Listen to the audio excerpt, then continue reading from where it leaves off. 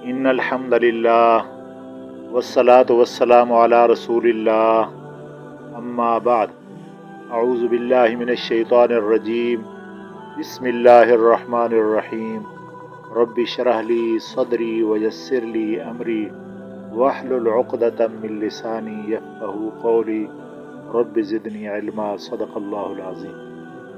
محترم سامعین، واقعہ یوسف علیہ السلام کا سلسلہ جاری ہے۔ آج یہ عرض کرنا ہے کہ یوسف علیہ السلام عزیز مصر کے گھر میں رہنے لگے تو عزیز مصر کے گھر کا ماحول کیا تھا۔ پہلے میں عرض کروں کہ یوسف علیہ السلام کو ایک کمرہ دے دیا گیا کہ آپ اس میں تشریف رکھیں، یہ آپ کی رہائش گاہ ہے۔ یوسف علیہ السلام رات کو اللہ کی عبادت کرتے اور اللہ تعالیٰ سے دعائیں کرتے اپنے والد صاحب کے لیے، ان لوگوں کے لیے، اور کبھی کبھی فرشتہ وحی بھی آ جاتا تھا تو اس سے بھی بات کرتے۔ ایک رات یوسف علیہ السلام نے چاہا کہ میں اپنے والد صاحب کے نام خط لکھوں۔ خط لکھ کے بیٹھے کہ عزیز مصر سے درخواست کروں کہ میرے ابا تک پہنچا دیں، تو اللہ تعالیٰ کا فرشتہ آ گیا کہ یوسف علیہ السلام ابھی خط لکھنے کا وقت نہیں ہے، اللہ کی مرضی یہ ہے کہ ابھی کچھ دن یعقوب علیہ السلام تھوڑا سا غم سہیں، تھوڑا سا فراق سہیں، اللہ کی مرضی یہ ہے، اور آپ خط روانہ نہ کریں۔ یوسف علیہ السلام اس کی بات سن کر صبر کر گئے اور خط کے بھیجنے کا ارادہ ترک کر دیا، اللہ کی مرضی کے تابع ہو گئے۔ تو جب وہ عبادت کرتے تو ان کے گھر میں ایک زلیخا کی خاص خادمہ تھی، اس کا نام تھا کاری ماما۔ کاری ماما ان کا ایک معبد آمون تھا، تو ان کا ایک کاہن تھا پھوفو، اس کی بیوی تھی۔ معبد کے بارے میں انشاءاللہ آئندہ تفصیل سے بتاؤں گا۔ تو یہ بانو زلیخا کی خاص تھی، لیکن یہ یوسف علیہ السلام سے نفرت کرتی تھی۔ اس کو پتہ تھا کہ یوسف علیہ السلام آمون کی پرستش نہیں کرتا اور آمون کے سامنے نہیں جھکتا اور بادشاہ کے سامنے، پوتیفار کے سامنے نہیں جھکتا۔ اس کے دماغ میں کوئی اور چیز ہے، یہ عام لوگوں کی طرح نہیں ہے، یہ آمون کو ماننے والا نہیں ہے۔ بہرحال وہ بھانپ گئی اس کو کہ یہ حضرت صاحب کوئی اور چیز ہے، تو اس کی مخالفت شروع کر دی کہ کسی نہ کسی طریقے سے اس بچے کو، یوسف علیہ السلام کو قصر سے نکال دیا جائے، جو اس کو عزت اہمیت مل رہی ہے وہ نہ ملے، یہ عام نوکروں خادموں کی طرح ہو جائے۔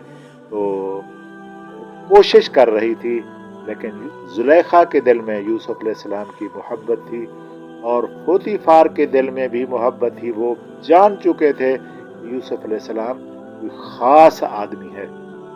تو ایک رات وہی عبادت کر رہے تھے اور کاری ماما نے دیکھا تو بانو زلیخا سے شکایت کی کہ یہ جو بچہ ہے نا، یہ کنانی غلام ہے، جو یہ کوئی آسمانی خدا کو مانتا ہے، یہ اوپر دیکھ کر باتیں کرتا ہے، دعائیں کرتا ہے، یہ آمون کو نہیں مانتا، تو یہ ہمارے گھر میں اس کا رہنا اچھا نہیں ہے، آپ کے لیے خطرہ بنے گا، یہ آپ کے دین پر نہیں چلتا، یہ آمون کو نہیں مانتا۔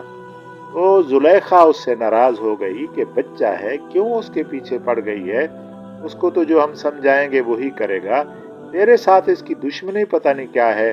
بہرحال اس کو ڈانٹ دیا، اس کو چپ کرا دیا، تو بلکہ اس نے کہا کہ مجھے دکھانا۔ جب یہ باتیں کر رہے تھے زلیخا اور کاری ماما کہ یہ آسمانی خدا کو مانتا ہے اور آمون کو نہیں مانتا، تو ایک اور خادم تھا چھوٹا، وہ یوسف علیہ السلام کا دوست تھا، اس کے ساتھ کھیلتا تھا، اس کا نام تھا نیمی صابو۔ اس نے جب بات سنی کہ یوسف علیہ السلام کے لیے یہ باتیں کر رہے ہیں، تو سن کر جا کر یوسف علیہ السلام کو بتا دیا کہ بھائی آپ کے خلاف سازش ہو رہی ہے، کاری ماما زلیخا کو یہ بتا رہی ہے کہ یہ آسمانی خدا کی پرستش کرتا ہے، ممکن ہے آپ کے لیے کوئی سازش کرے، تو میں آپ کو یہ بات بتا رہا ہوں۔ یوسف علیہ السلام نے اللہ تعالیٰ کا شکریہ ادا کیا اور جناب اعلیٰ دعا کہ یا اللہ میں آپ کی حفظ و امان میں ہوں، मैं आपकी पनाह में हूँ, मैं आपका बंदा हूँ, आप मेरे रब हैं, आप ही मेरी हिफाजत करना। तो बहरहाल दूसरी रात वो गई, उसको उठा के ले आई कि चले आकर देखें। तो यूसुफ अलैहिस्सलाम को तो खबर मिल गई, वो तो मज़े से सो रहे थे, आराम कर रहे थे। तो जब देखा कि यूसुफ अलैहिस्सलाम किसी गैर खुदा की इबादत नहीं कर रहे, तो बानो जुलेखा ने उसको डांट दिया कि तू अच्छा नहीं कर रही, तो इस बच्चे के साथ जो जिद है, दुश्मनी है, छोड़ दे, ये बच्चा तेरा, इसने कुछ नहीं बिगाड़ा। तो फूतीफार रात को सोने से पहले कोई ना कोई किताब सुनता था, तो किताब सुनकर उसको नींद आती थी। तो यूसुफ अलैहिस्सलाम से एक दिन कहा कि भाई यूसुफ, आप किताब पढ़ सकते हैं? किसी की किताबें मैं सुनकर नींद करता हूँ। तो यूसुफ अलैहिस्सलाम ने फरमाया, हाँ पढ़ सकता हूँ, और भी बहुत से किस्से ऐसे हैं जो सुनने के लायक हैं, जो मेरे बाबा ने मुझे सुनाए हैं, मैं सुना सकता हूँ। तो फूतीफार उसको अपने कुतुब खाने में लेकर गया और कोई ऐसी किताब निकाल कर दिखाई जिसमें मिस्र की पेशीन गोई थी। तो यूसुफ अलैहिस्सलाम ने किताब खोली, तो उसमें मिस्र की पेशीन गोई थी कि भाई मिस्र का जो है हुकूमत ये अबदी नहीं है, ये ख़त्म हो जाएगी, और आमून की परस्तिश करना लोग छोड़ देंगे, आमून से बेहतर खुदा की इबादत की जाएगी, और गरीब जो है वो अमीर बन जाएंगे, जो अमीर है वो गरीब बन जाएंगे, और मेयार बिल्कुल उलट जाएगा, और ये हुकूमत ख़त्म हो जाएगी।